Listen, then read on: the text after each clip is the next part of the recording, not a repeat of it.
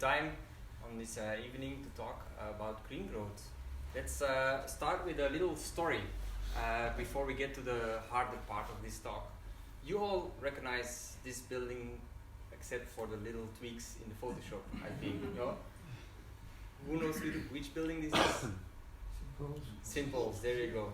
This was an ad in the Financial Times in 2008. So the city bankers and the people of London who opened the newspaper, they saw this.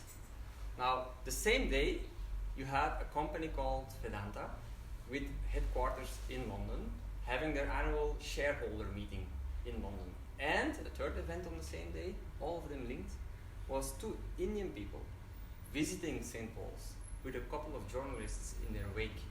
And they arrived in St. Paul's and they tapped the stone and good quality, and they asked the journalists, where is the mining authority, please?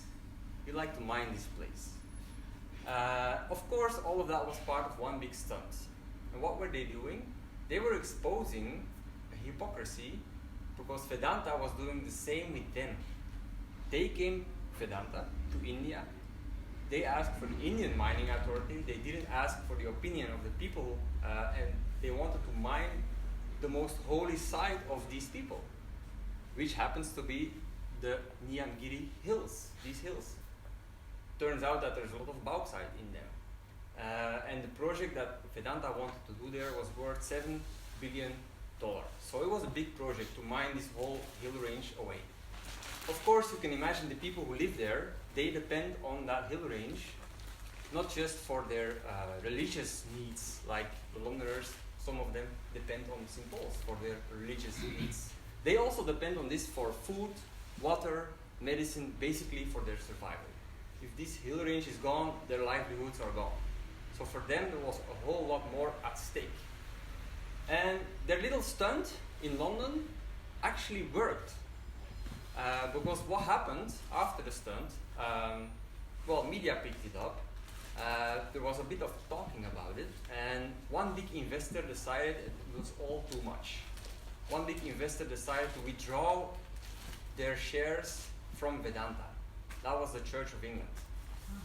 They didn't like being associated with this mining company anymore.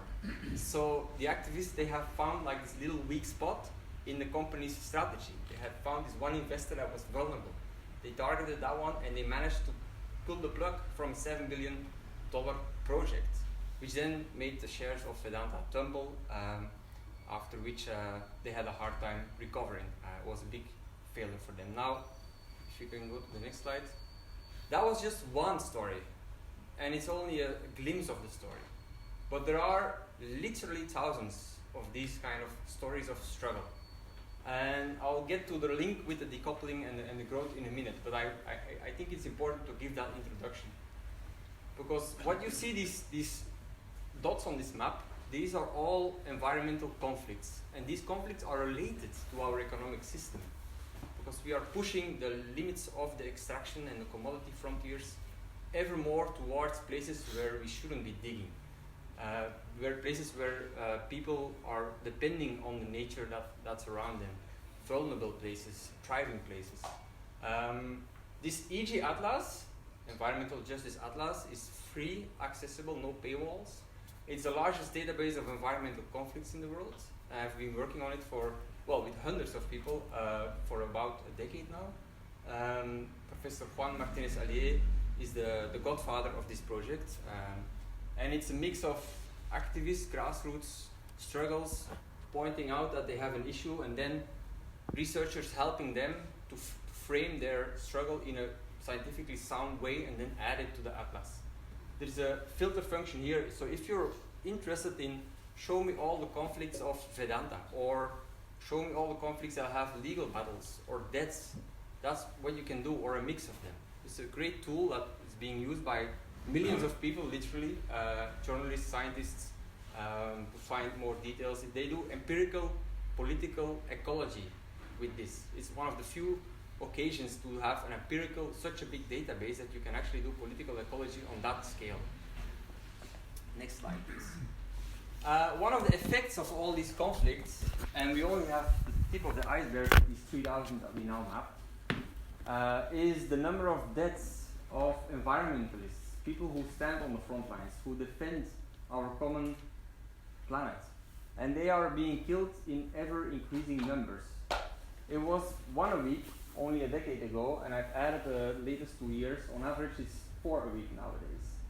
So these struggles are heating up. And so I've written a book, Frontlines, Stories of Global Environmental Justice, which is based on some of the best of these stories after 10 years of working with that atlas, following the people who are on these front lines, and then putting that in a context of a global movement for environmental justice, in the context of an economic system that is pushing the economy beyond the limits that are manageable, creating all these conflicts. So that's the essential introduction to a vaguer, more analytical framework of our global economy, because this has real life effects often far from us and far hidden from view. And I wanted to bring that real life in the room before we get to the analytics of it all. So another end result from all these conflicts, another end result of our economic system is that the greenhouse gas emissions are rising. You all know that. But what's more is they're rising exponentially. You also know that. But what few people realize, I think, is this is the era of climate change policies. Please try to find the blip. Please try to find the effect of all climate policies since Kyoto and all the 25 COPs that have come afterwards. The net effect is that CO2 levels in the atmosphere are still rising exponentially. So our climate change policies at present, they are failing apparently to deal with the issue. Yeah. So the UN chief Gutierrez at the start of the COP just last week, he said that we are having a war on nature. We are experiencing a war on nature. That's just putting it as it is. It's not a kind phrasing, but it is as it is. And it's more than just the climate breakdown that we are facing. We are also facing this mass extinction event of biodiversity decline. We are looking at having more plastic than fish in the ocean if we continue like this by 2050, and the resource conflicts that I've just already shown. And this list is by far complete. It's just multiple levels of stress in our ecosystems that are catching up with us because we depend on them, on these ecosystems. So, what do we have here? Science, trying to put it as clear as possible. Their titles of the scientific papers of Earth scientists is interesting to see the evolution. 10 years ago they had very complex jargon-filled long titles. Now you even have like titles of "Is Earth fucked?" by some geophysicist at a geophysics conference. We are destroying Earth. They are just putting it very bluntly. And then you have governments paying subsidies, saying, could you kindly rephrase that in equivocal, inaccurate, vague, self-serving, and roundabout terms that we can all understand. So there's a gap in the narrative. And the role of us, NGOs, working for the largest environmental federation of NGOs in Europe, is to try to bridge that gap. They're speaking in one language, sometimes even trying to put it very bluntly, they're speaking in another language. And our job is to transmit a bit of what's happening at the Earth Science in a language that they can understand and do something with. And I think that's the decoupling report is a part of that. So a bit more context. Will Steffen published in Science a couple of years ago, and he went to Davos explaining it multiple times that we are living through the Great Acceleration. You probably have heard of that name before. So that's, you don't need to be able to read all these things. I can't even read them. The bottom line here is these graphs are exponentially rising, accelerating in the last 50 years. These graphs are things like greenhouse gas emissions, but also nitrogen use or pesticide use or material extraction in tons. So it's all rising exponentially. And at the extraction level, if you look at the details, we've gone in volumes, in tons of extraction. We've now extracting 3 times more than half a century ago. And if we continue like this, we double it again by 2060. And what I found striking is 50% of all the greenhouse gas emissions in the life cycle of products happens at the extraction level. And 90% of the effects on mass extinction happen there. So imagine you have a car. You buy a new car. It sits in your garage for 20 years. You don't use it, after which it has extended its lifetime. You haven't used your car. Already, you did contribute to 50% of the greenhouse gas emissions and 90% of the extinction events just by making the car. So that's quite telling for how we should look at the economy. How much sense does it make to convince people to drive less if they continue buying all these cars? It is at the source of the problem is the extraction. So what the science is saying in multiple ways is the metabolism, the things flowing through our economy, is just already at a level which is too high. And extraction, the start of the economy, that level needs to shrink, so one way or the other. So changing that is going to take some bold action more than just behavior change. So a couple of things we've done before we had the decoupling report at the EB. This is our news channel, Meta.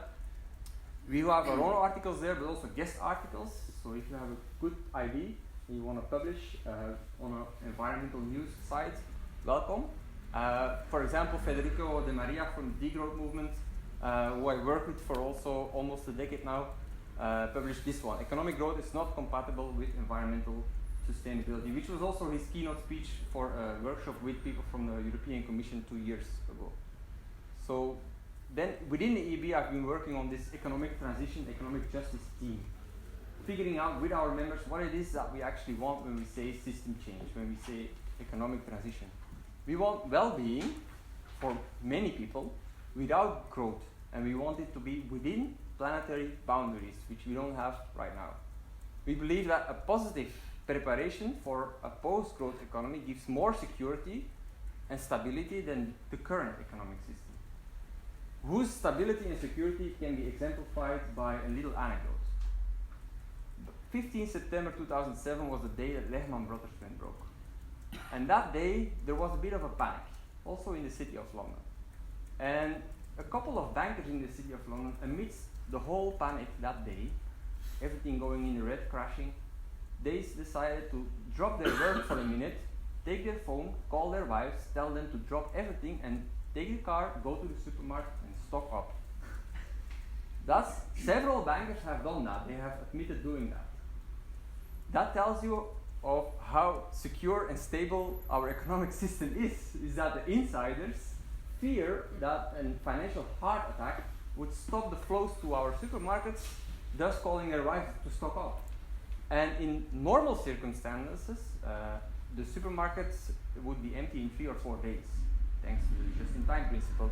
In panic and riots, it could be 3 hours, but let's see about that when it's there. Let's hope it never arrives. But that's the stability we now have. So how are we trying to contribute to this post-growth positive policy making, which I just on the train here called the new PPP. Before it was People, Profit, Planet. I think positive post-growth policy making makes a lot more sense. We're doing media campaigns, sometimes a coordinated media piece across Europe in several languages on the same day on a similar hook. For example, 9 May, we had Europe Day. We had 20 articles in 10 countries. We had a post-growth petition calling for an end to the growth dependency of the European economy, because it's that growth dependency that's locking us in a wrong economic system. We depend on the growth for creating the jobs, but that's not necessarily the case. That's not a nature law. We can organize that differently. We have post-growth conferences, such as the one in the European Parliament last year.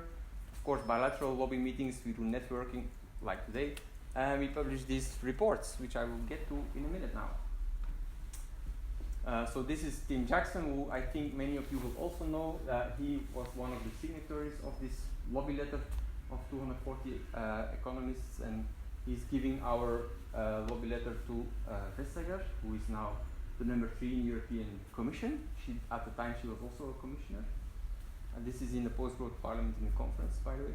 So that's the petition, which is, it may seem not a lot, by now it's 90,000. But you have to think that this is a petition calling for Europe, it's time to end the growth dependency.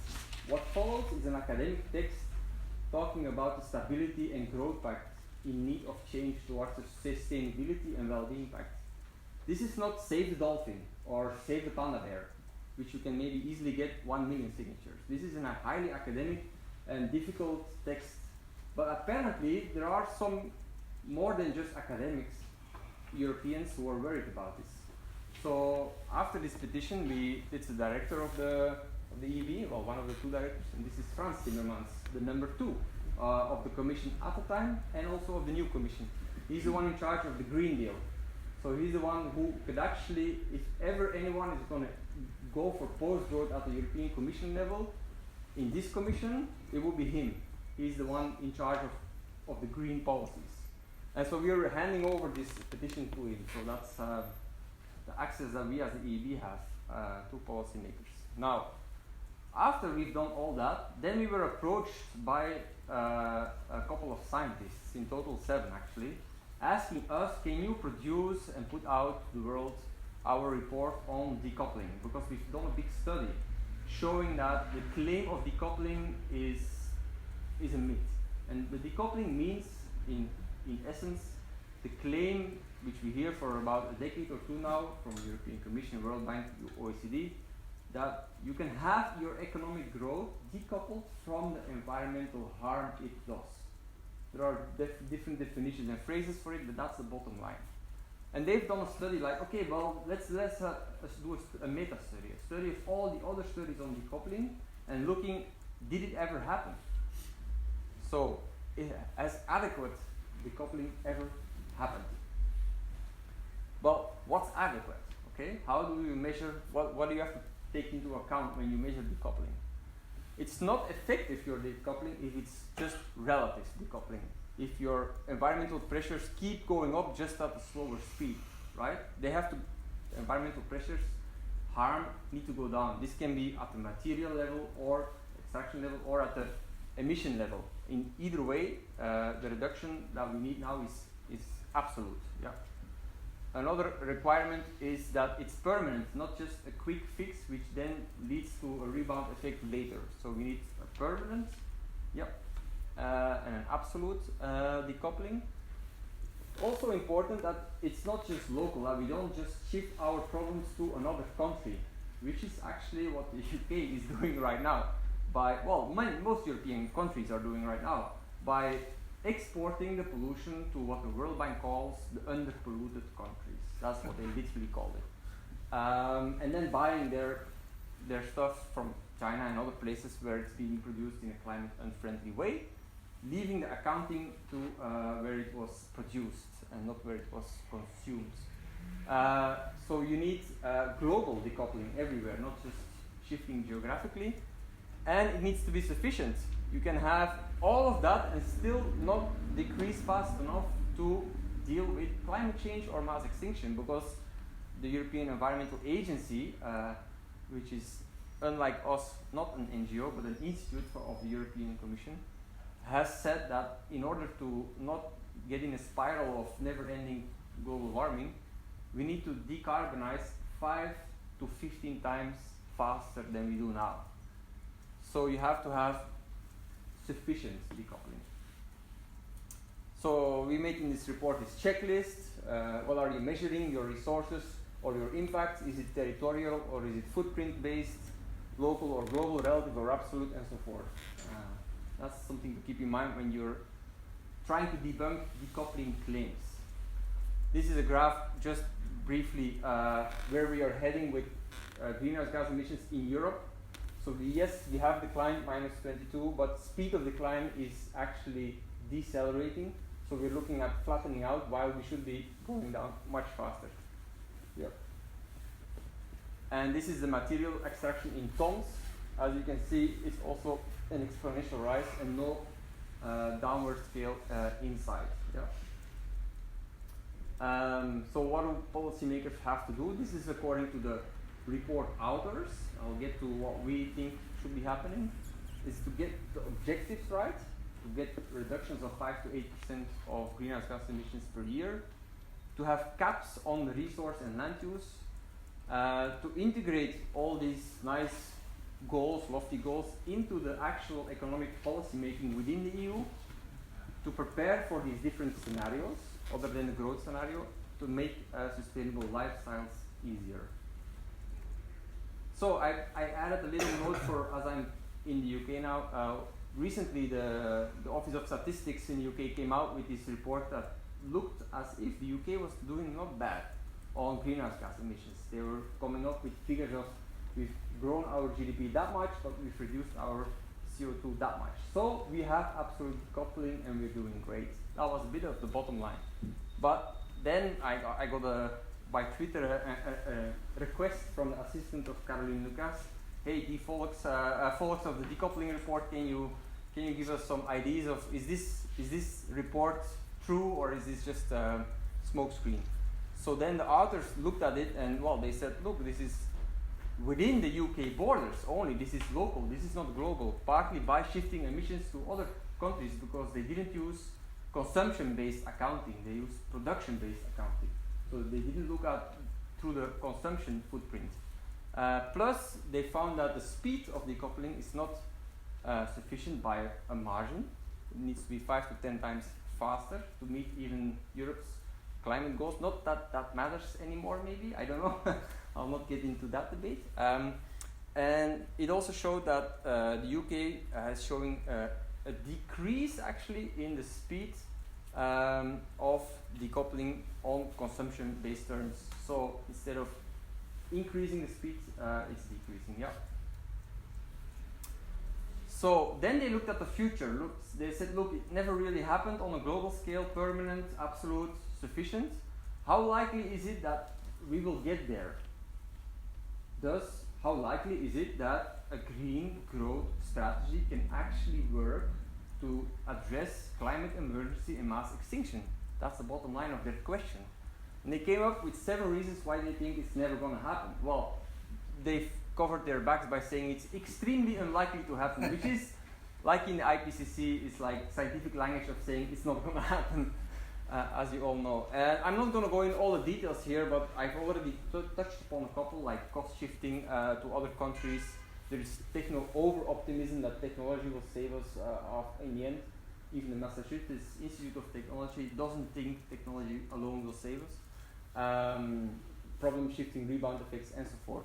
This is a little man trying to reach the green growth unicorn at the top here, and he has a couple of obstacles on his way. Yeah, so extremely unlikely. So then, after we had this report out, which was then in media in, I think, 12 countries, it's been in parliaments in the UK, in Germany, and in Denmark, and we're hopeful that we're gonna increase that tally. So that's like a almost 100-page report. Then at the EB we made this 10-page, not a summary for policymakers, but more recommendations, that something that they can work with. Because a policymaker, if I meet an MEP, that's gonna go directly to some assistant, and if you're lucky, the assistant reads a bit of it. But that might be something that the policymaker himself or herself reads. So these are 6 chapters that we've worked out with our membership and with the authors of the report, like what should we be doing about this issue, looking beyond sustainable growth. These are my last slides, after which we can go in the debate. But we need different priorities. As the Prime Minister of New Zealand also said, that we need a well-being budget, which is well-being is much more important than GDP. As Nobel Prize economist Joseph Stiglitz recently again argued that we should even stop calculating GDP because of the emphasis that we are putting on it, leading us in the wrong direction. So that major shifts are very important if you want system change. It's changing the goal of the economy. We have to also think of taxation. After all, it does steer. I don't need to explain in this school of economics how it steers so much of what we do. Oh, there you go. Well, this is still quite soft demand because we're asking it for a decade or more, is to have a carbon price which is actually including all the costs associated with the carbon. That's a very conservative demand actually. This is already a bit more new, but it is in the work program of the new commission to have a carbon border wall actually around the EU, so that when you import to the EU and it's produced in a climate-friendly way, that there would be a carbon tax on it.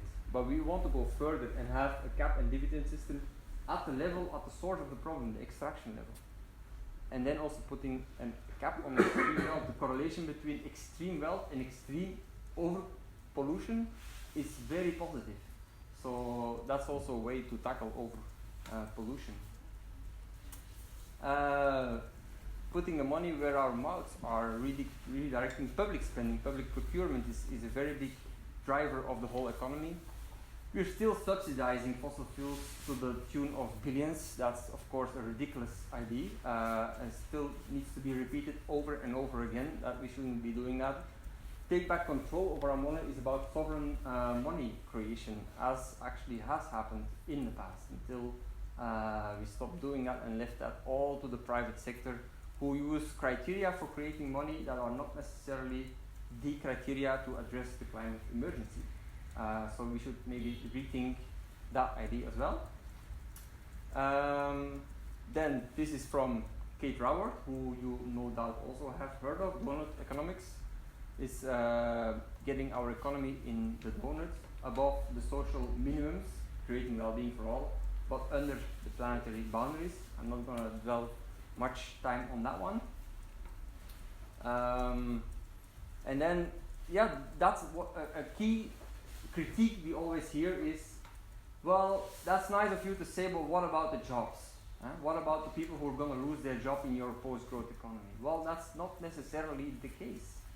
We're not talking about a crash of the Greek economy in 2008, which is a recession and which created massive unemployment. We're not talking about this unplanned capitalist kind of crash. We're talking about a planned policy for post-growth in which you could redistribute the available work that's in your economy.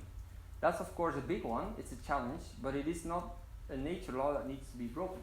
It is something you can, through political will, achieve if there is the political will.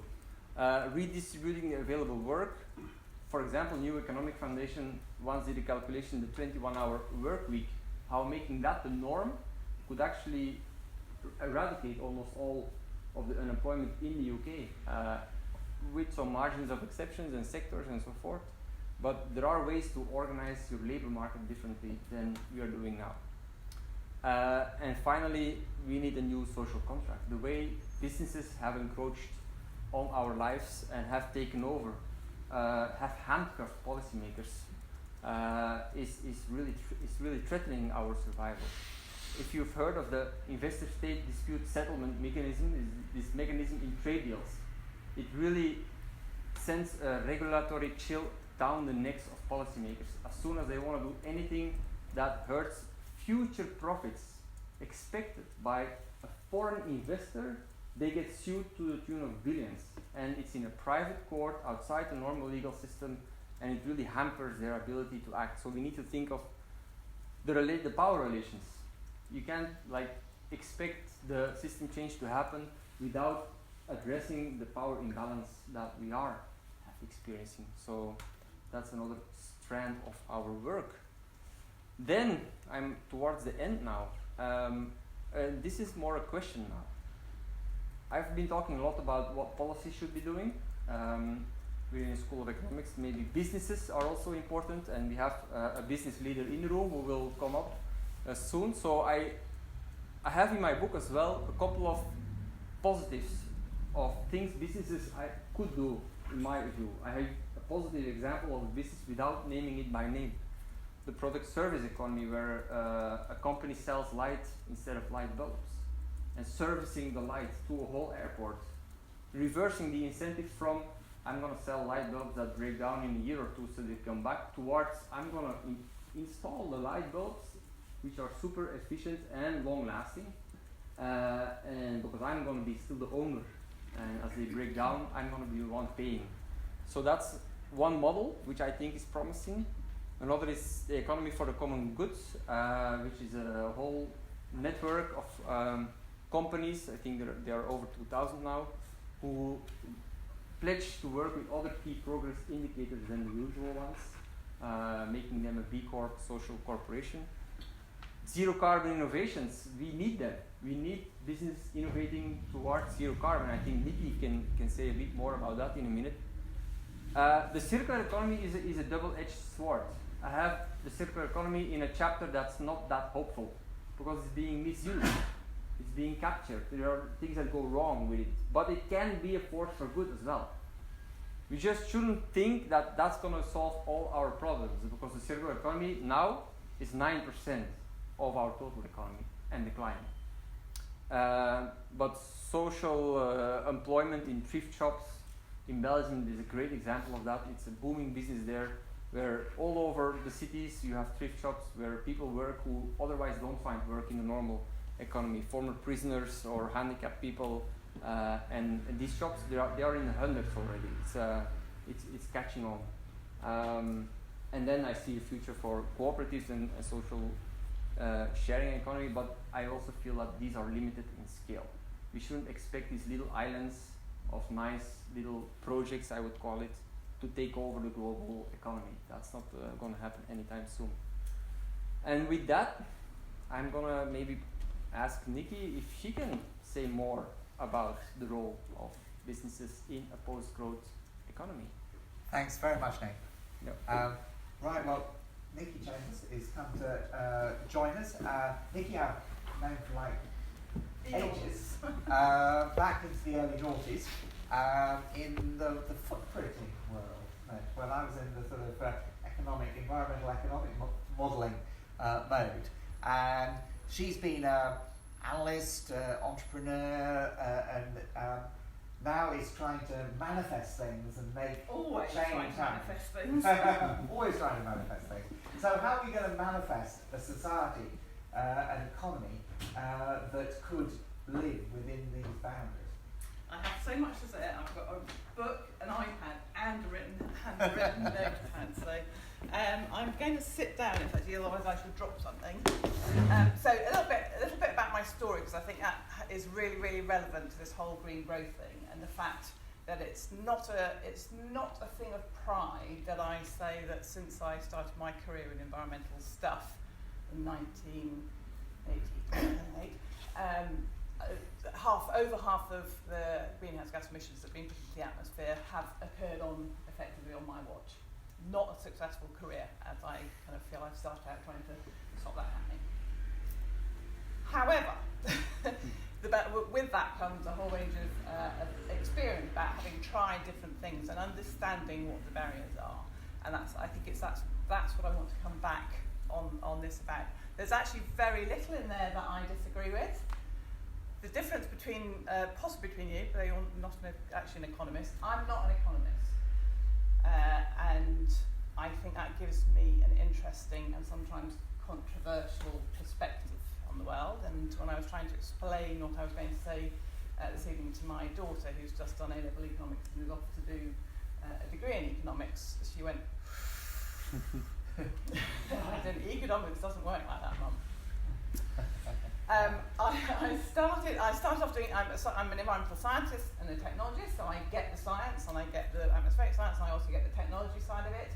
I've worked my first job was recycling in New South Wales. My second job was Confederation of British Industry, wandering around the country, quote from the Director General, stirring up apathy, which is, I think, really, really relevant. My third job was World Travel and Tourism Council, where I was brought in to set up a programme for business and then promptly locked in a cupboard for a year, not allowed to go out and talk to anyone because we didn't want to upset the members about environmental stuff.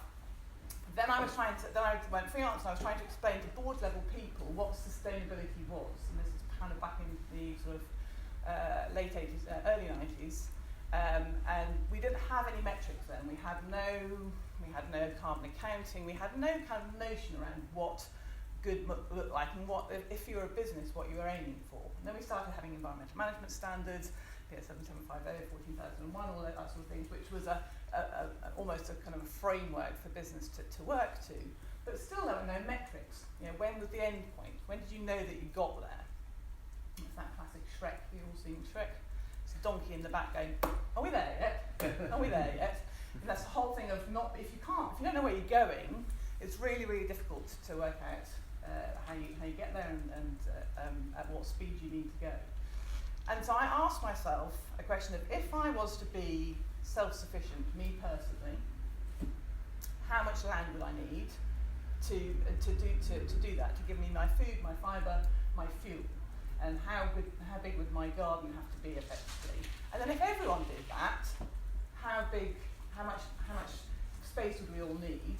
And is there enough to do that for the whole planet? And that was basically the question I asked, which then I bumped into Mathis Wackenagel. I read Mathis's first book, which was kind of king of ecological footprint, and I said, that's it. At that time, it was conceptual, it was an academic concept, and I thought, right, that's it, that's what I'm going to do. I'm going to set up a company which basically develops that metric. So that's what we did. Over a space of 20 years, there was no data, and we developed the whole idea of the carbon footprint and the ecological footprint and applied it to nations, organisations and individuals. And that's where I come from. What does it look like in terms of resource throughput, resource use, consumption? That's the kind of the meat and can't mention meat these days. The real stuff that we need to know in order to know what we need to do. How does that translate to what we're doing here? Is that we have actually known for an awfully long time that greenhouse gases cause climate change. We have known we have problems getting that out, but actually it's not really a scientific problem. It's a problem of power and justice, and it's a problem of how we set up society and democracy, or whatever you want to call it, but the way of organising ourselves in order to be able to put in a system that works for a political paradigm, if you like. That's what I've learned. It's not about science, it's about political will. And you said a little sentence about 5 minutes before the end, it's about whether we do have the political will. And political will is generated in all sorts of different ways. It's generated by some sort of small degree science, but it's also generated by communication, by existing paradigms. And there's a whole load of stuff in that. How do we actually get political situations to change and to move them around?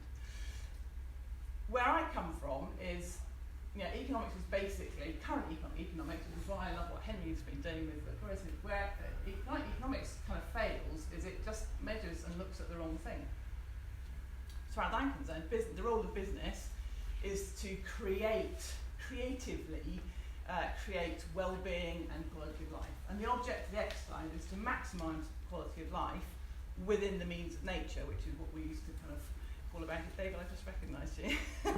within the means of nature, which is kind of within using the productivity that nature very generously gives us. We've got quite a lot to work with anyway, in terms of natural productivity, and we don't have to liquidate natural capital to give us that.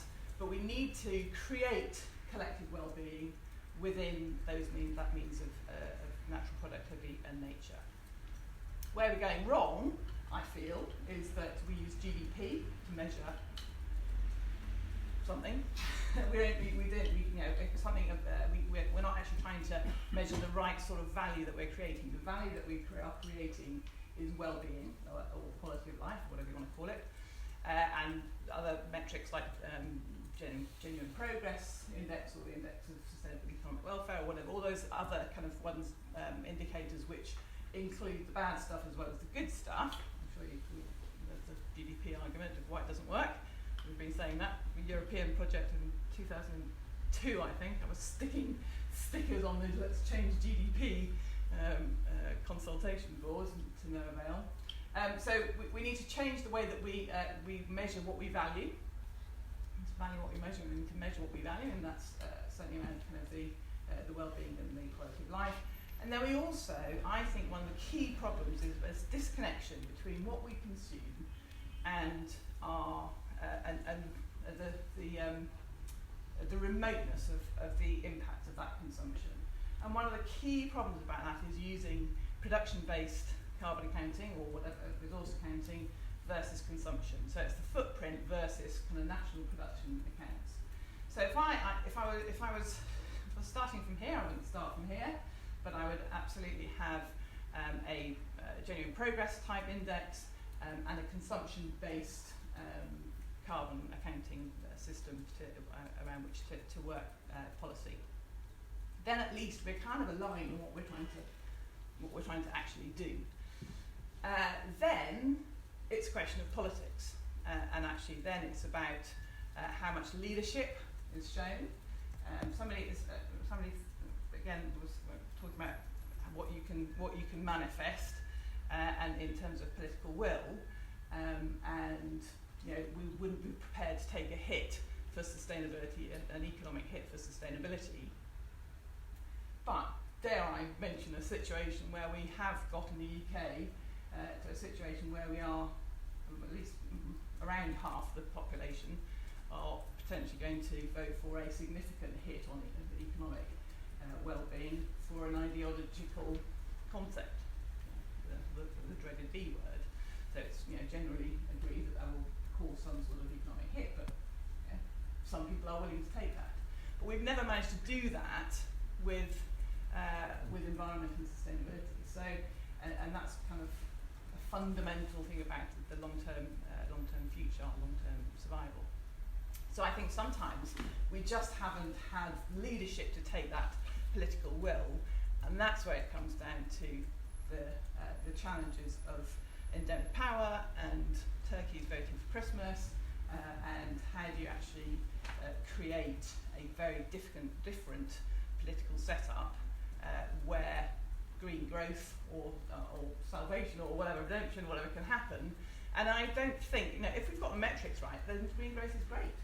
But you're growing the things that are good, and you're not growing the things that are bad, and that's a transition pathway to somewhere where we are actually still increasing quality of life, because there's no, it's infinite, but we are actually working within the means of nature. Thank you very much. Thank you.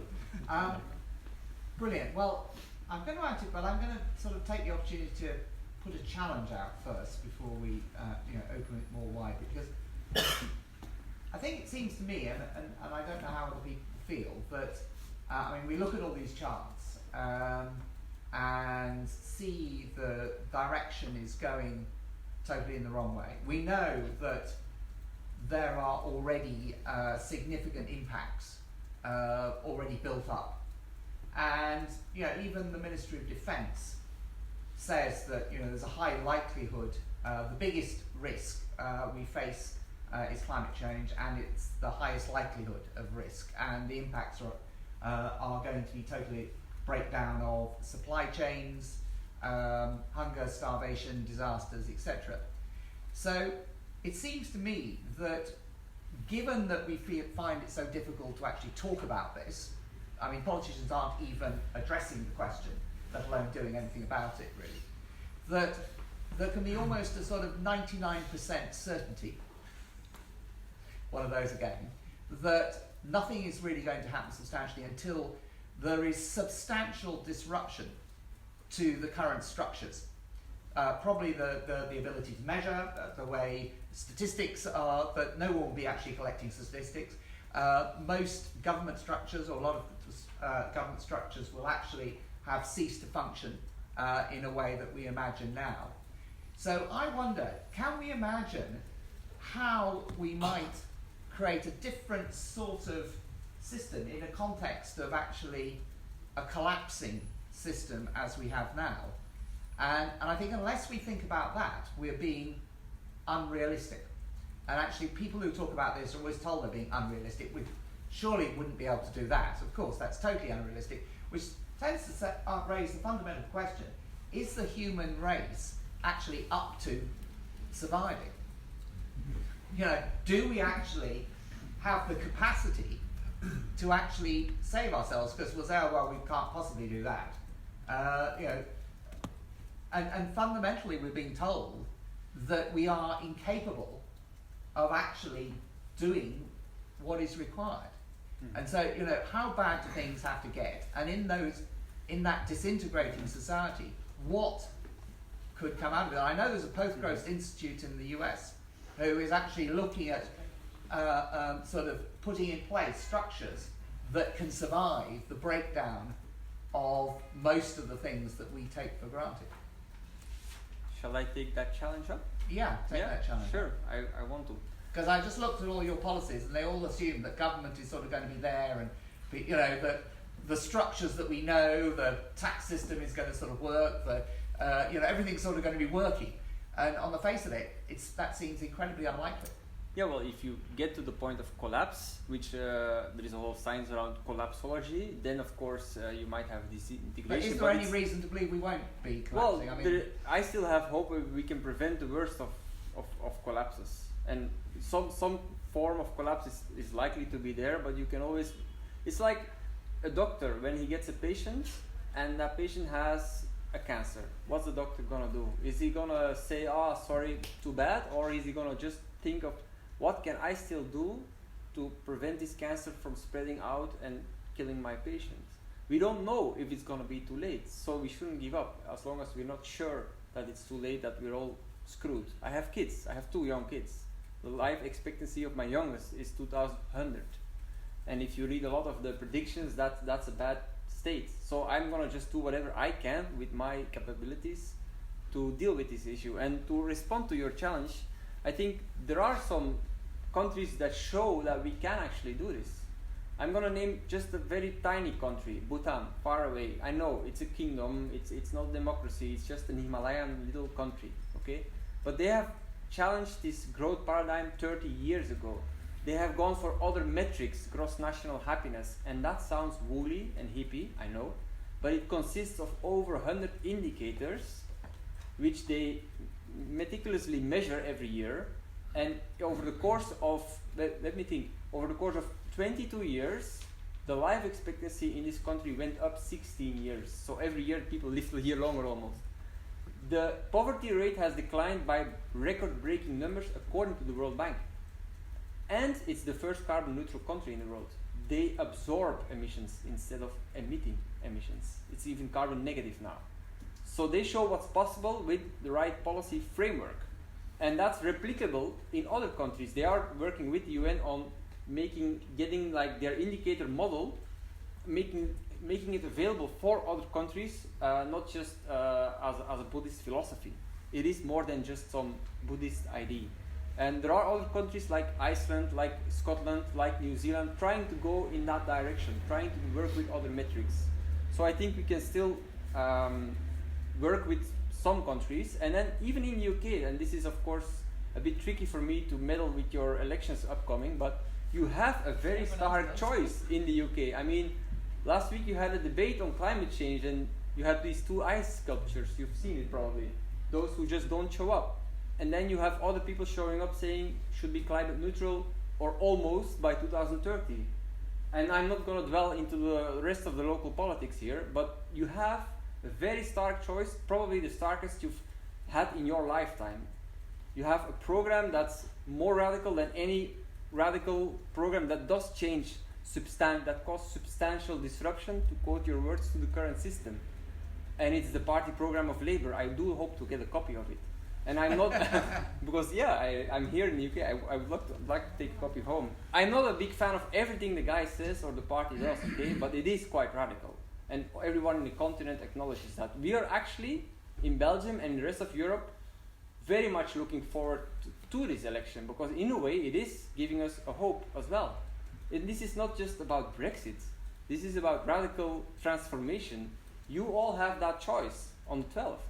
So please don't disappoint us. You have your work to do there. We did an analysis of the manifestos, and Labour does not come out particularly well in terms of post-growth thinking. Actually, Lib Dems are slightly better, and obviously the Green Party is the best. But even then, they hardly really face up to the challenge. But there's not enough of them. Can I respond to that? And not wanting to depress, but just wanting to maybe spur us into something. I am an optimist, but I have been an optimist for 35 years. And Bhutan started 30 years ago, and that's why they managed to do it now. If you look at the political situation and the economic setup of the incumbent systems that are in place, you're trying to boot out an incumbent system which has an absolute stranglehold on the current way that it is. Netherlands, I don't know if anyone saw the start of the COP.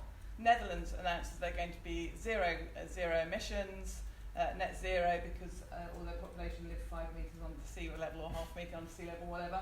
It gets asked whether they're going to stop subsidising oil and gas. wouldn't say. That's the sort of incumbency that you fight against, and exactly on that, Bhutan started 31 years ago.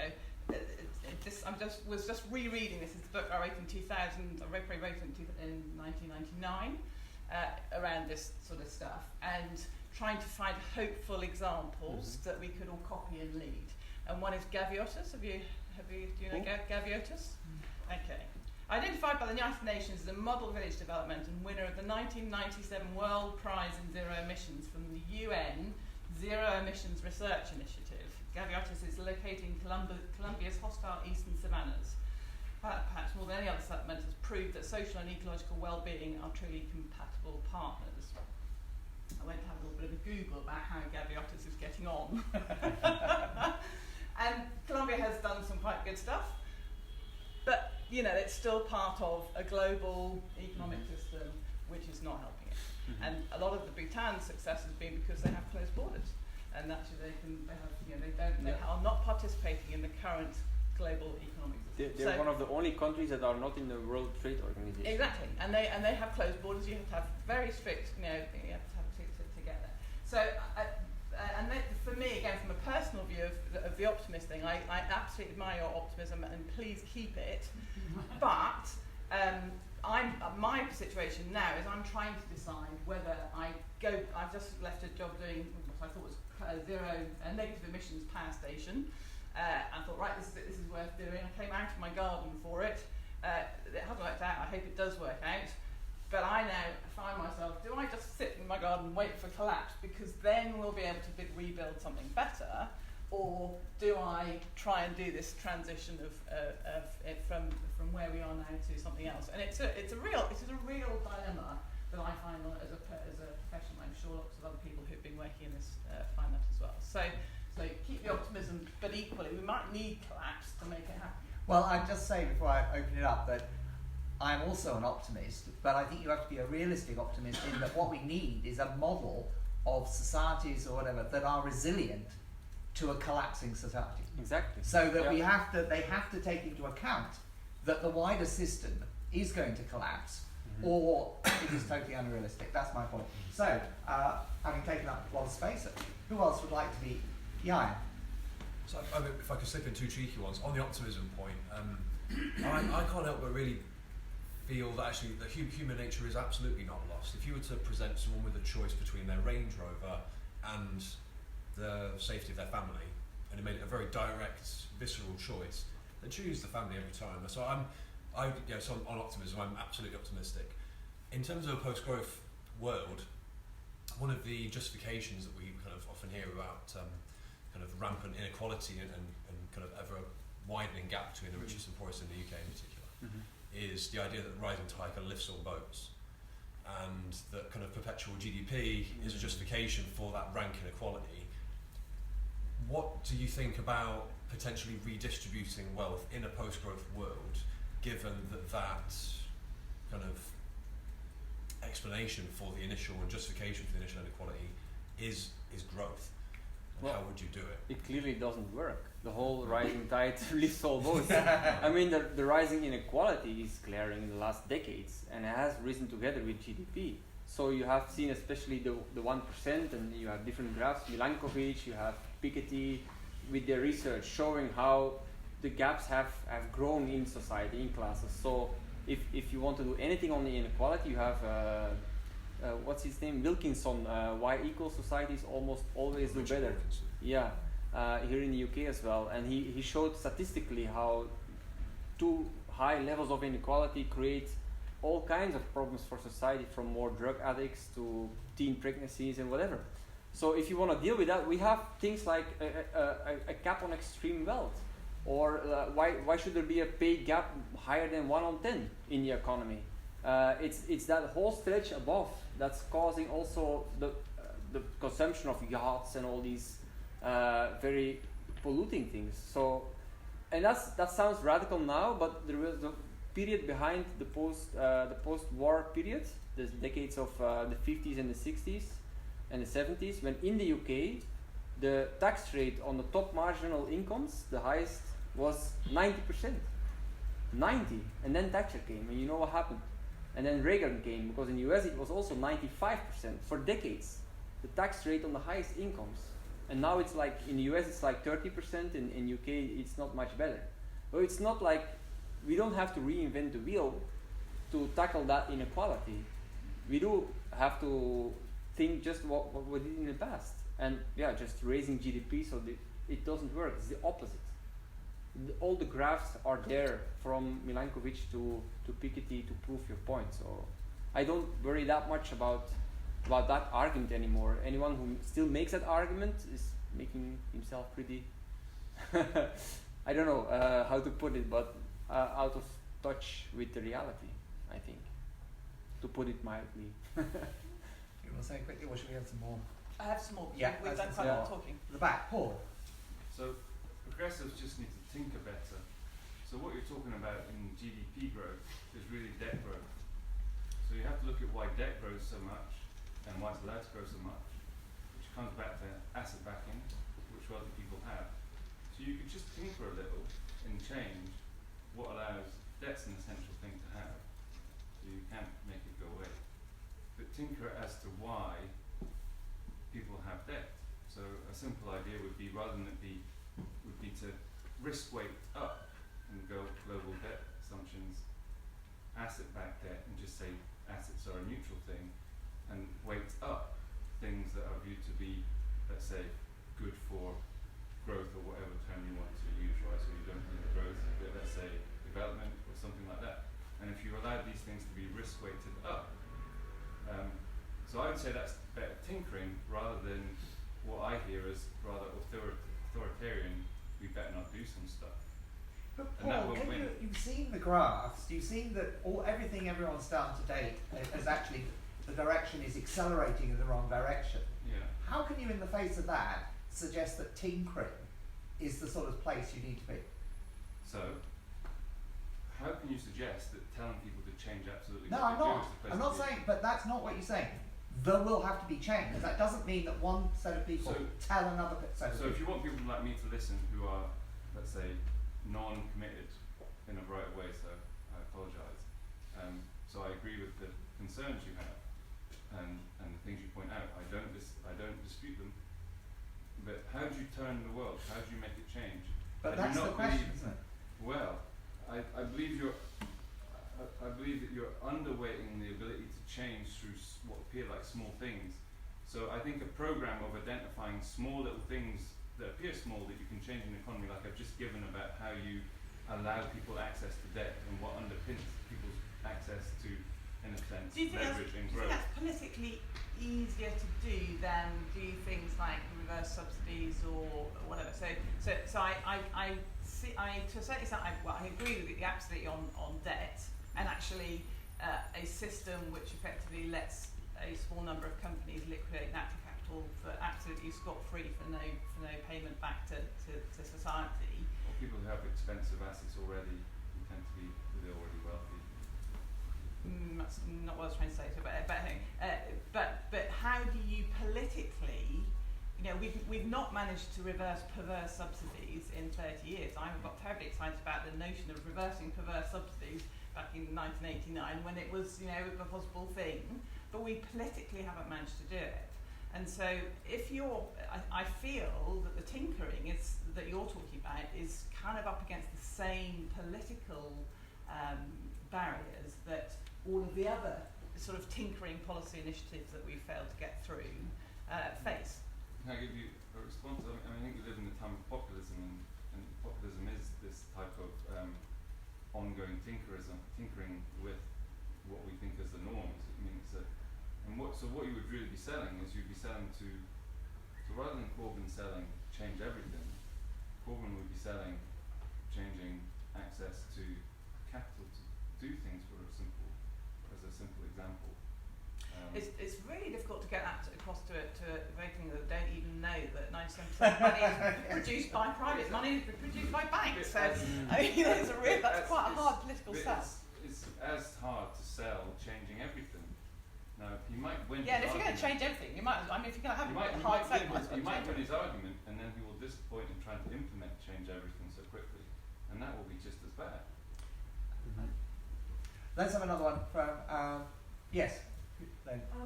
I wonder if what we're talking about is loss aversion, really. You know, we've had most people in this room probably, most people my generation have had very comfortable lives, we've travelled a lot, we eat fruit out of season, we have cars, blah, blah, blah. And to give those up seems like a toughie, and I wonder if the whole green growth, sustainability movement needs some really good PR. Because actually, to stay at home and have a nice time with your family, to holiday in the Lake District is probably no worse than holidaying in Antarctica. And yet, the norm for a lot of people that I know is to, go on cruises, fly to South America. I'm just taking the travel industry as one small example of our massive consumption. And somehow you need to persuade people, get the advertising industry. Ooh, how do you do that? Yeah. How do you do Is there that? any example throughout history Can of such a I thing? just build on that? It's a possible practical example. I agree with your sentiment about holidays, for example. What difference does it make? And we live in a sort of consumer society where people believe they need things, where in fact they only want it. Now this is where a recession comes along and it actually proves some of that stuff. Now, if I just theoretically thinking about this, that it makes me frankly sick when I see swathes of new cars and actually walking around here and down by Selfridges. I'm looking at that vehicle and I'm thinking that's 200 grand, Now, people replace their cars just like this. There's 3 million new cars or so every year that we buy between us. Suppose no new cars were bought in the next 12 months. How much would our quality of life actually go down? Now, I would suggest it's not very much, but based on the earlier point about extraction economics for building of cars and what have you, that actually might make quite a big difference. Similarly, how many, perhaps not enlightened people, I assume we all are in this room, or maybe you are and I'm not, but mobile phones, right? Okay? Do you actually need the latest model of mobile phone? What proportion of people get the latest mobile phone just because?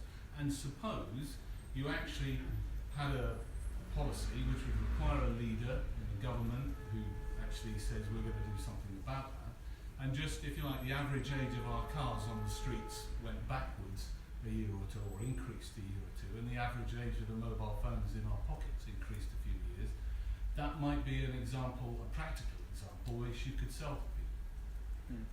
So you might be able to sell that to people. And it's very interesting watching my daughter's generation start renting clothes, start actually doing access, not ownership type things, and reusing things, and she still wants to fly. But so there is a kind of a values change in there. But what you would have very, very quickly, if you on the car scenario, you would have the SMMT, the Society of Motor Manufacturers and Traders, all over the 10 o'clock news, saying this is going to reduce GDP by a certain amount, by some catastrophic amount. And jobs, exactly. And so, until we've got the metrics of valuing stuff and how do we value stuff, rather than how do we count throughput, which is basically what GDP does, we are still going to be bashing against a narrative which does not resonate with the current institutions, even if it resonates with consumers. But I would have thought there's a chance you could win that battle. It's a practical example people could relate to. What is the difference between changing your car every 3 years versus Can I 4 say years? something else on that? It's different when you are told by every glossy magazine, every the billions it's spent on advertising to make you want that new phone, that new car. If I had my way, advertising industry would have a massive tax on it to stop you wanting that. I also want to get back to that. I think this PR battle is a very unequal battle. They have much bigger budgets than we have. I don't believe that much in behavior change through PR, to be honest. I think we need more choice editing at the source of the problem. How about like HP bringing a printer to the market which has a chip hidden inside that will make the printer go defunct after 1,000 copies? although the whole machine would still work. The consumer's behavior is not going to change the production of that printer. It's a government that needs to say that printer is not allowed to be sold. Point. You need a strong government to be able to implement that. We've been working on behavior change in the last 4 decades as NGOs as well. It's the whole neoliberal idea that individuals can make a change. And that's just not working. The graphs show it. So although we're going to continue doing it, and I do my part of PR as well with these media work showing that green growth is a myth. And actually it's not that bad. There was a massive poll all over Europe by YouGov, and the article about that poll appeared in The Guardian showing that a majority of Europeans think that more needs to be done for the environment, even if it comes at the expense of growth. This is a response to some people who said like, yeah, but people don't want to take a hit anymore. People, maybe for Brexit they want to take a hit on the economy, but not for the environment. Actually, 100,000 European people have been asked, would they take a hit on growth if it's good for the environment? And the majority said yes. But we have to use that study and build on that. And then there is the whole movement from Greta Thunberg and the youth, Friday for Future, the whole Fleekscan, shaming for taking a flight in Sweden, setting the benchmarks radically different. So I think some things are moving in the good direction in the PR, but PR alone and Greta Thunberg alone is not going to cut it. So we're going to have stronger interventions to take away the very unsustainable things. But one of the findings in innovation policy is that innovation never happens at the total system level because of the power of the incumbency. That they will always reject, and there will always be barriers. The new system cannot exist within the current system. Mm-hmm. So surely, shouldn't we be getting and thinking about creating systems outside the incumbency, outside the major system? And then maybe people could show what they are willing to do. Yeah, these are the cooperatives, social sharing economy, these nice little islands of alternatives, which I think are wonderful. I'm in a community support agriculture farm myself. We are 500 people who harvest their own vegetables. But all of these little nice, like transition towns or another example, these little islands of resistance to the global economy, they're going to also go under in the tsunami if the Chevrons and the Shells keep doing what they are doing. That's the question. Could they be designed so that they didn't, because the rest of the economy is obviously going to start collapsing, that they could actually be resilient to that? Yeah, actually, they are indeed the seeds from where, if the economy collapses, people will flock to. They are the beacons in a way. If the supermarkets suddenly run out of food, then people are going to really want to be part of this community support agriculture. So it's very important to have them in place. So this is like your plan B for when the collapse hits, that you already have different modes of your economy. But it's not plan A in the sense that these little islands are not going to stop the negative, the bad production. They don't stop the chevrons. So it's of an this insurance world. policy more It's like an insurance policy. For me personally, I joined like a local currency group outside the euro. We just share points for goods and services. I have this farm. If the economy collapses, I have my backup plan. It's nice for me, but I also know it's not gonna save the world. So that's why I shouldn't stop there. It's like a positive energy thing to compensate for the negative energy that comes with this global big mess we're in. It gives me positive energy to be part of these little communities. But I shouldn't get too naive that they will in itself survive if the whole thing collapses. It's a very tricky insurance policy, to be honest. But it's better than nothing. So, assuming that it's as unlikely as we have said, practically impossible, is there a way, or I just wonder about how you have measured, if it's in a matter of measurement, that your involvement in these movements has more chances than investing your energy in smaller units like cooperatives or local farms? Mm-hmm. Mm-hmm. How would you measure that? Well, assuming that this is almost lost, even though it's going to be very dramatic, why do you still fight that fight where maybe it sounds like, maybe not, that the cooperatives or such endeavors would be a better option if it is emergency? For me, it's an and issue. For me, I can't imagine doing only one of the two. Somebody needs to tackle the bigger issues, the bigger economic system changes, and having your own little insurance policy at the farm with the local exchange. It's just something I need to have for myself. So I see both connected in a way. I don't think that you should do only one of the two. And to answer honestly, you can't measure that. You can't measure that like most of my colleagues can measure their achievements. They work on one single siloed issue. They work on chemical policy. They work on waste policy. They can say after 5 years we've had this directive and 3 amendments came and the number of waste in household has decreased by X%. I can't say the same of the global economy has less attention for GDP now than 5 years ago. It's very hard to put your finger on that. But it's still, even if I can't like measure the progress on this, I still feel somebody has to do it. It's an ungrateful job maybe to do. It's not. I don't make myself popular doing this. Most of the MEPs don't like hearing about all this. It's much easier to stay within the comfort zone of the circular economy, the sharing economy, green growth, sustainability. So much nicer, or so much positive. I try to compensate by calling it positive postgrowth policies.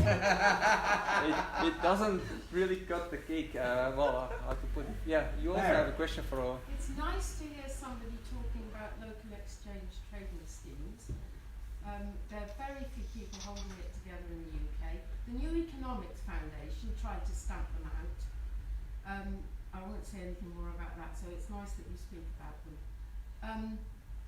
I don't think most ordinary people give a damn about GDP. I don't think they even know what it means. Mm-hmm. I think the politicians need to be a lot more clear in talking about actual things, like why are we tripping over beggars in the street when there's so much money? At least the Labour Party have simple slogans like for the many, not the few.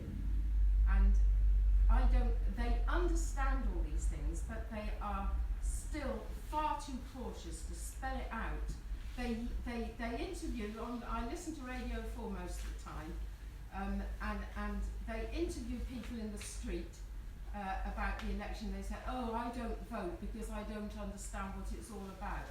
They should spell it out in language that people understand. I don't think people give a toss about GDP. That's true. Politicians give it us, but people don't give it us. Yeah. They don't know what it means. Well, True. You mentioned about quality of life measures. I think you could talk to people about that. You could translate it that way. I mean, when people talk about Britain having a strong economy, or not having a strong economy, as you say, there isn't a strong economy. Isn't this lived experience more significant than measurements? I mean, some sort of indicators. I mean, don't people get most of their understanding from the world how it immediately feels to them? Yeah. I mean, we did toy a little for a few years. It was Cameron's attempt to do a global happiness. Yeah, there was, wasn't there? Was there a happiness minister at one point? Then they well big, and I think it ever got that far. happiness czar, and that lasted approximately 2 or 3 years, but it's a difficult thing because it's very subjective. But and it's absolutely shocking that people are spending more time rabbiting on about trying to attack the Labour Party for being anti-Semitic, which is a total invention. Okay, let's not go about people moving away. Instead of listening about the policies that they're trying to promote. Okay, Simon. I'm just wondering, if you can't challenge a global economic system politically, maybe you could do it legally. So I wonder if you could say a little bit more about the legal constraints on national governments concerning trade and trade barriers, and also on the fact that, as I understand it, many companies are recognised as entities with human rights, for want of a better word.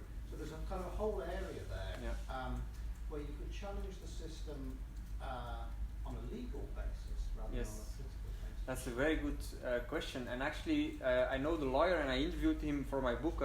Roger in the Cox in the Netherlands, who was the first to sue the Dutch state for not doing enough on climate change, which he then went on to win.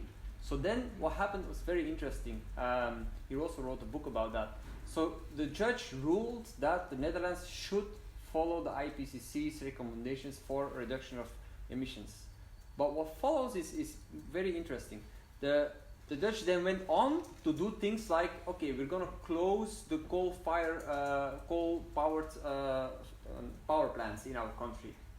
Then the company operating that company sued the Netherlands under the investment state dispute settlement mechanism of the Energy Charter Treaty, saying you are damaging our expected future profits. And that legal system is apparently more powerful than the normal legal system, because it can extract billions from the Dutch government to that company. So what we really have to do, if we want to do on the legal system, is to get out of this ISD system, ISDS. So get out of all the, it's in TTIP, it's in CETA. If you're going to have a special trade deal with the US, be very careful about what's in it. It's probably going to be in there, because that's where it comes from the US and Canada, these systems. They are stopping us from doing what we need to do. So governments, they are stopping the governments. Yeah. So the trade deals are a very crucial part of changing our economy. Is ripping up the Energy Charter Treaty. Italy did it.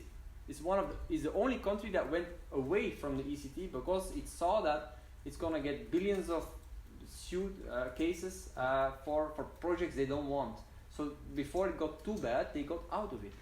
So let's maybe follow in their footsteps. There's an incumbency problem again. Yeah, the legal basis of these trade agreements is hardly ever mentioned in political discourse. True, they are hidden. They don't want to be talked about. BuzzFeed came with this big article, the secret courts that rule the world. Yeah. And they worked 1.5 years on that, and that was big news at the time. But okay, who reads these articles? Maybe some of us, but the people who don't care about GDP, they don't read these articles either. So it's a tough sell. It's super complicated, legalistic, part of a trade deal. You need to be really courageous to get interested into that. But it's something that we should never forget out of our sights. It's a very crucial part. So thank you for that question. Yes. Oh, actually, you want to. Most of us think that will agree that we should do things to save the planet, to stop us consuming energy or whatnot, until it's actually something that hits us personally.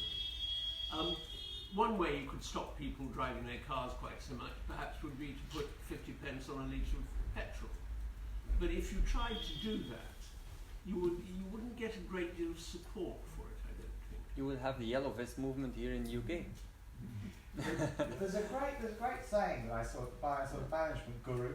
I suppose they don't often have great sayings, but one of the things he said that no one likes having change done to them, but if people change themselves, they don't talk about it as change, they're talking about it as their project. Yep. So, the question is, how do you give ownership to the change? Because we all like to change if we're in control of change. But if someone else, and I mean this is actually Paul's point as well, if other people start telling you what to do, then the immediate reaction is to say, no, I don't want to do all that. So maybe the question is, how do we build the will and ownership of the problem and empower people to actually take action themselves? Well, recycling has ended up with a lot of people championing it and a lot of people complaining about the way they have to do it. But at least some people, on a very small level, lots of people in this country recycle willingly because they believe they're doing good. I mean, that's because it becomes normalised. It's this normalisation process. Once you've got over the hump to some sort of herding instinct where you're frowned upon if you don't get the right bin out on the right day, which reminds me, then it's the herd mentality, but it's quite difficult to get that normalised. So how do we create the new herd? The new normal. If I can answer to your question as well, or your challenge is, before you raise your petrol prices, you should have a functioning public transport system at free of cost or very little cost.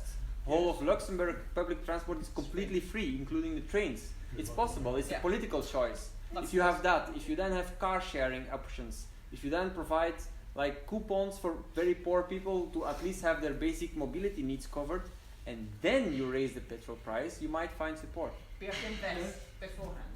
Yeah. Transport, public transport, of course, is free for me, which is. But making public transport available, I mean, an interesting one, where I lived one time, there were 2 trains an hour, and they weren't very full. They changed it to 4 trains an hour, and a lot more people on every train, even though there were twice as many of them, because it was there and convenient, and that, I think, is an important factor as well. Mm-hmm. Yes. Can I go back to my PR thing? I didn't really mean, except indirectly, that we need good PR to change individual behaviour. Like you, I think it might make you feel good to do it, but it's not actually changing the world. I'm a member of a transition group, and we're nice people. We have we keep chickens, but it's not changing the economic system. Positive energy. But there is that. But I also think if you change people's attitudes, you then might just change their voting behaviour, and then change governments in the way that perhaps they need to change. And I also wonder, how did growth, economic growth, which in lots of ways is a complete nonsense, how did it get to be good? Growth is good, everybody plugs it all the time, political parties vie as to which one can do economic growth better. Nobody, or very rarely, except perhaps, members of the Green Party, query the whole underpinnings of it. I think in the early days of pioneering unpopulated lands and whatever, then growth is, it's a relic from that. I think it is a relic from that. It's a very kind of colonialist kind of pioneering mentality, which we find really, really difficult to let go, and it's very, very ingrained in our psyche. And how you get out of that is, I think, a really interesting kind of political theory sort of thing. It's interesting that the inventor of capitalism, Adam Smith, he himself said that growth is a temporary phase. Yeah, temporary phase. That's 250 years ago. So when is temporary done, but to also look at Milton Friedman, I think he turbocharged the need for growth with his neoliberal school of Chicago and implementing it really die-hard way, in going to Pinochet, helping him with the coup, implementing directly his programs, and they are just putting a turbocharge on growth, and then that has become, through Reagan and then Thatcher and then Europe, enshrined in things like the Stability and Growth Pact, which oblige all EU countries to submit a budget that shows to the EU how they will grow their GDP. That's their obligation. The rest is second. That needs to change. The structural dependency on that GDP growth has been in the treaties since the last decades. Deeply ingrained in the way we think and do. Yeah. That needs to change. So, which is my argument, is going back to the kind of the green growth myth or whatever, is that I don't think big companies can do green growth and should be allowed to, which is why I spend my time doing disruptive kind of innovation stuff in smaller companies, because we have to get them to do their temporary growth. Temporary growth up to level when that is the norm, and meanwhile the existing incumbents and the practices and the normals basically senesce. Maybe that's the next thing, senescence. The next thing? Senescence. Senescence. Biological word for just withering. We've got one last go. I know. Paul, David, you want? Yes, you mentioned 5 big themes that need to change politically. They're obviously all quite difficult. Is there anything sort of that would unlock sort of a tipping point or something which would sort of unlock some of this, all of this, then sort of might lead to a bit of a rolling momentum? Well, there are a couple of big leverage points, but one I've already mentioned is the Stability and Growth Pact, which is in the treaty. And changing the European treaty is not as impossible as it may seem now, because it has been changed every 10 years on average. And we are 10 years since the last change. The problem is that the people who want to change the treaty are coming from the more extreme right. So if we open up the treaty again and they fill it in, we have a bigger problem than now. But it is a big leverage point. It's just the goal of the economy. Imagine that treaty would become a well-being, sustainability and well-being pact, and that you would have a well-being budget like in New Zealand, and every ministry has to report how they will increase the well-being and give indicators, targets, and dedicated measures towards it. That would be a big change, but it's one of the things. But the trade deals are another very big one. Getting out of CETA and other big trade deals, freeing up the liberty of policymakers to actually do things like going for carbon neutrality. Now we hear them saying we will make Europe climate neutral by 2050, but that's still at the very meta level, like this political declaration level. When it gets to the political implementation level, they will hit hard with all these trade deals that don't allow them to do that. Really ripping them apart, these trade deals, actually, I'm very ashamed to say that, but as Trump did, but then for the good reasons, that's a major way forward. He got out of NAFTA, he got out of PTT, he really said not longer like this, for the wrong reasons, for the patriotic reasons, but we could do that for the ecological reasons. We could actually have the same kind of level of disruption to the current trade regime, and that would make a massive change, I think. So you've got two disruptions, I think, for the price of one, in the At growth least. stability and the trade thing. Yeah. I'll now let Nikki have the last word, because the wine is now, I think, ready to go. What's your big disruption? What about something a bit more micro? So I think it is either kind of slightly, I think a carbon tax, a global carbon tax would go some way to solving the carbon problem, but not all of the other problems. But it might just kind of put a check and at least put us in the right direction. And I, like many Australians, have a little bit of New Zealand envy of basically having the goal of our economy as collective quality of life or well-being. And I think if we psychologically did that, it would move us in the right direction. There'll be all sorts of things about how you measure it, whatever, but I strongly feel that an imperfect system in the right direction is so much better than a perfect system in the wrong direction. Well, that's it. So we don't want a perfect system in the wrong direction. No, I think we're going to have to come to a close now, but we can keep talking about this. I think this is probably one of the biggest issues that we have to face, and really raises the question of, can we actually imagine the sort of society or the sort of structural changes in almost certain turbulence and disruption that can actually take us through or into a situation where at least there's some remnants of society that we can call civilized. With that note, we do have wine and snacks. Can I do one service announcement before you go to the wine? Just that I have a couple of copies. Only take the big ones if you're really interested. These ones, just take as many as you want. They are for free. I have a couple of books. They are not for free because I also have to pay them to buy them myself. They're 17.